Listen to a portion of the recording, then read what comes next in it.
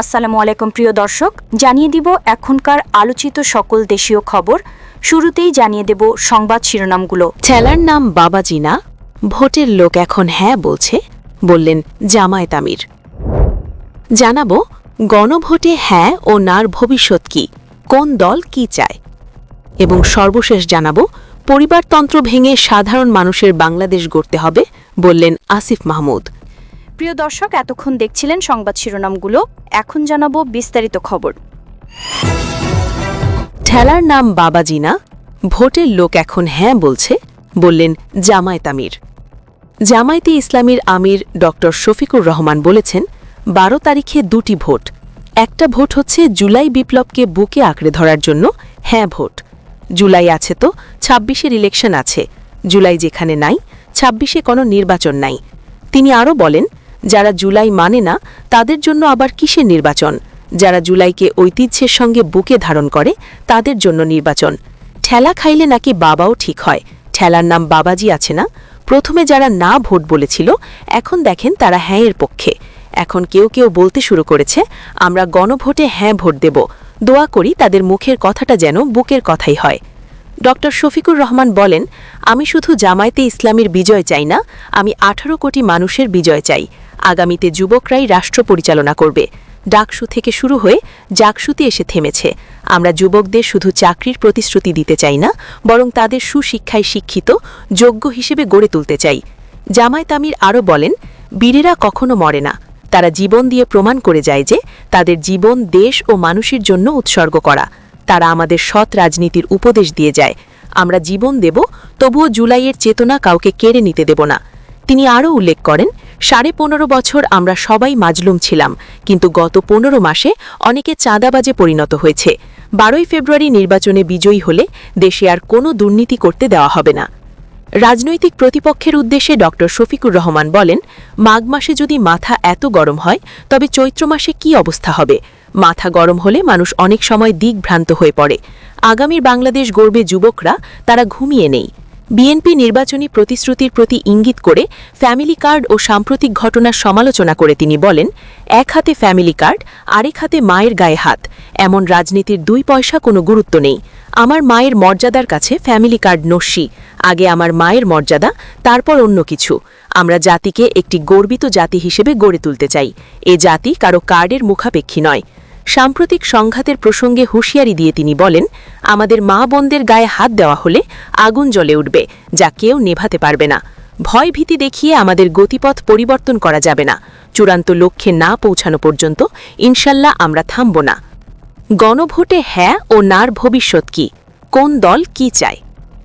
বাংলাদেশের রাজনৈতিক ইতিহাসে এক সন্ধিক্ষণে চেয়ে দাঁড়িয়েছে আগামী ত্রয়োদশ জাতীয় সংসদ নির্বাচন এবং এর সঙ্গে যুক্ত জুলাই জাতীয় সনদ নিয়ে গণভোট।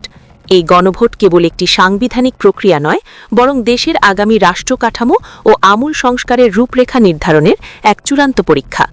বিশ্লেষকদের মতে এই ভোটের ফলাফলের উপরও নির্ভর করছে সংস্কারের দাবিগুলো আইনি বাধ্যবাধকতা পাবে নাকি রাজনৈতিক সদিচ্ছার গোলকধায় হারিয়ে যাবে।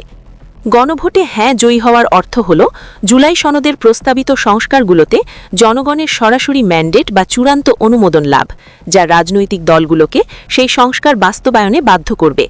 অন্যদিকে না ভোটের জয় সংস্কার প্রক্রিয়াকে অনিশ্চয়তার মুখে ঠেলে দিতে পারে, যেখানে পরিবর্তনের প্রতিটি পদক্ষেপ কেবল রাজনৈতিক তর্কশাসকের বিষয়ে পরিণত হবে। তাই এই গণভোটকে দেখা হচ্ছে নতুন বাংলাদেশের ভাগ্য নির্ধারণী এক ঐতিহাসিক ম্যান্ডেট হিসেবে। গণভোট ইস্যুতে কে কোন পক্ষে? গণ অভ্যুত্থানে আওয়ামী লীগ সরকারের পতনের পর ২০২৪ সালের ৮ই অগাস্ট শান্তিতে নোবেলজয়ী ড মোহাম্মদ ইউনূসের নেতৃত্বে অন্তর্বর্তী সরকার শপথ নেয়। একই বছরের অক্টোবরের প্রথম সপ্তাহে সংবিধান, নির্বাচন ব্যবস্থা, বিচার বিভাগ, দুর্নীতি দমন কমিশন এবং পুলিশ ও জনপ্রশাসন সংস্কার কমিশন গঠন করা হয়। প্রথম দফায় গঠিত ৬টি সংস্কার কমিশনের সুপারিশের মধ্য থেকে ১৬৬টি প্রস্তাব নিয়ে রাজনৈতিক দলগুলোর সঙ্গে ঐক্যমত্য গঠনের লক্ষ্যে গত বছরের ১৫ই ফেব্রুয়ারি জাতীয় ঐক্যমত্য কমিশন কাজ শুরু করে। ৩০টি রাজনৈতিক দলের সঙ্গে দীর্ঘ আলোচনার পর ৮৪টি সংস্কার প্রস্তাবে ঐক্যমত প্রতিষ্ঠিত হয়। এসব প্রস্তাবের ভিত্তিতে ২৩ জুলাই জাতীয় সনদ প্রণয়ন করা হয়। এর মধ্যে ৪৮টি প্রস্তাব সংবিধান সম্পর্কিত, যেগুলোর উপর ভিত্তি করে আগামী গণভোট অনুষ্ঠিত হতে যাচ্ছে। জাতীয় ঐক্যমত্য কমিশনের আলোচনায় ক্ষমতাচ্যুত আওয়ামী লীগ ও তাদের নেতৃত্বাধীন ১৪ দলীয় জোট এবং তাদের নির্বাচনী মিত্র জাতীয় পার্টি, বিকল্পধারা বাংলাদেশ এবং ইসলামী গণতান্ত্রিক পার্টি সহ কয়েকটি দলকে আমন্ত্রণ জানানো হয়নি। আওয়ামী লীগের নির্বাচনী মিত্রদের মধ্যে জাতীয় পার্টি আগামী সংসদ নির্বাচনে অংশ নিলেও অন্য দলগুলো ভোট বর্জন করেছে। জুলাই জাতীয় সনদে গণভোট প্রশ্নে রাজনৈতিক দলগুলোর অবস্থান ভিন্নমুখী।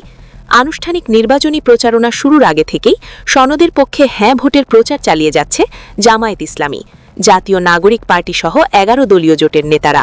এছাড়া ইসলামী আন্দোলন বাংলাদেশকে হ্যাঁ ভোটের পক্ষে ব্যানার ও ফেস্টুন প্রদর্শন করতে দেখা গেছে।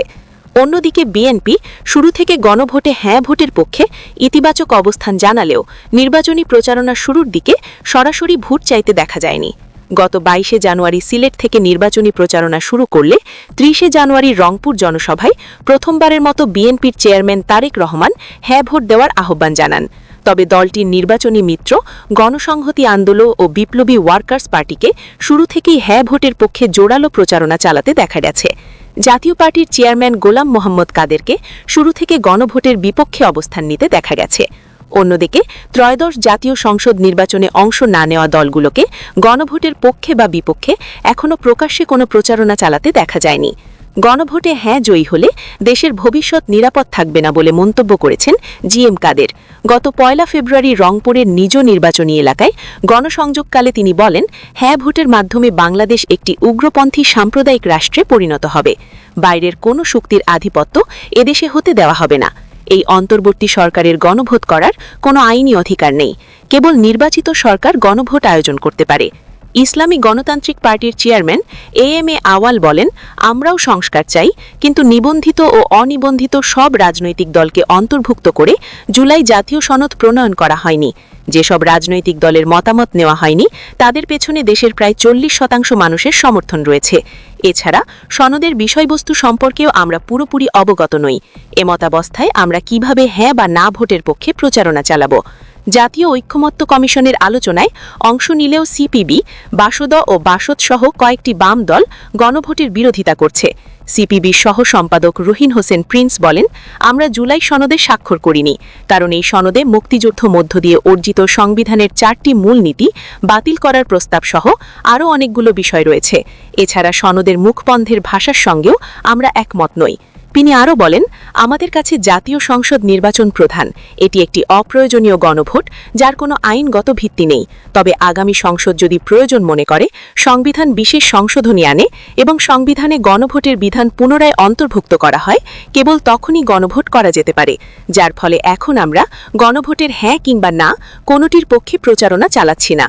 গণভোটে হ্যাঁ জিতলে সংবিধানে যেসব সংস্কার আসবে, বর্তমান সংবিধান অনুযায়ী রাষ্ট্রপতি তার ক্ষমতায় প্রধানমন্ত্রী ও প্রধান বিচারপতি নিয়োগ দিতে পারেন। জুলাই সনদের প্রস্তাব অনুযায়ী রাষ্ট্রপতি প্রধানমন্ত্রীর পরামর্শ ছাড়াই জাতীয় মানবাধিকার কমিশন, তথ্য কমিশন, প্রেস কাউন্সিল, আইন কমিশন, বাংলাদেশ ব্যাংকের গভর্নর এবং এনার্জি রেগুলেটরি কমিশনের সদস্য নিয়োগ দিতে পারবেন। যদিও এ বিষয়ে বিএনপি ভিন্ন মত জানিয়েছে। বর্তমানে রাষ্ট্রপতি সংসদ সদস্যের প্রকাশ্য ভোটে নির্বাচিত হন।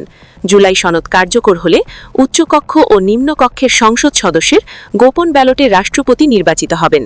গণভোটে হ্যাঁ জয়ী হলে সংবিধান সংস্কার পরিষদের প্রস্তাব অনুমোদনে ৩০ কার্যদিবসের মধ্যে ১০০ সদস্য বিশিষ্ট উচ্চকক্ষ গঠন করা হবে। জাতীয় সংসদ নির্বাচনে রাজনৈতিক দলগুলোর প্রাপ্ত ভোটের আনুপাতিক হারে উচ্চকক্ষের আসন বণ্টনের প্রস্তাব রয়েছে। এক্ষেত্রে বিএনপি ভিন্ন মত জানিয়েছে। বিদ্যমান ব্যবস্থা অনুযায়ী একজন ব্যক্তি কত বছর প্রধানমন্ত্রী থাকতে পারবেন তার কোনো বাধ্যবাধকতা নেই। তবে জুলাই সনদের প্রস্তাব অনুযায়ী একজন ব্যক্তি সর্বোচ্চ ১০ বছর প্রধানমন্ত্রী পদে আসীন থাকতে পারবেন। পাশাপাশি প্রধানমন্ত্রী ও দলীয় প্রধান একই ব্যক্তি হতে পারবেন না, এমন বিধানও রাখা হয়েছে। তবে এ বিষয়ে বিএনপি ভিন্ন মত পোষণ করেছে। বর্তমানে সার্চ কমিটির মাধ্যমে নির্বাচন কমিশন গঠিত হয়। জুলাই সনদের প্রস্তাব অনুযায়ী স্পিকারের সভাপতিত্বে ডেপুটি স্পিকার, প্রধানমন্ত্রী, বিরোধী দলের নেতা ও আপিল বিভাগের একজন বিচারপতিকে নিয়ে নির্বাচন কমিশন গঠিত হবে। গণভোটের ব্যালটে যে 4টি প্রশ্ন থাকবে, প্রধান উপদেষ্টা বিশেষ সহকারী আলী রিয়াজ জানান, জুলাই সনদের ৬৮টি প্রস্তাবের মধ্যে সংবিধান সংস্কার সংক্রান্ত ৪৮টি প্রস্তাব নিয়ে গণভোট অনুষ্ঠিত হবে। এই প্রস্তাবগুলোকে 4টি প্রধান প্রশ্নে সংক্ষিপ্ত করে ভোটারদের সামনে উপস্থাপন করা হবে। 4টি প্রশ্ন হল নির্বাচনকালীন তত্ত্বাবধায়ক সরকার, নির্বাচন কমিশন ও অন্যান্য সাংবিধানিক প্রতিষ্ঠান কি জুলাই সনদে বর্ণিত প্রক্রিয়ায় গঠিত হবে? দ্বিকক্ষ বিশিষ্ট সংসদ গঠন এবং ভোটের আনুপাতিক হারে 100 সদস্য বিশিষ্ট উচ্চ কক্ষকে প্রতিষ্ঠা করা হবে। নারীর প্রতিনিধিত্ব বৃদ্ধি, বিরোধী দল থেকে ডেপুটি স্পিকার নির্বাচন, প্রধানমন্ত্রীর মেয়াদের সময়সীমা নির্ধারণ, রাষ্ট্রপতির ক্ষমতা বৃদ্ধি, মৌলিক অধিকার সম্প্রসারণ ও বিচার বিভাগের স্বাধীনতা সহ 30টি প্রস্তাব বাস্তবায়নের বাধ্যবাধকতা থাকবে।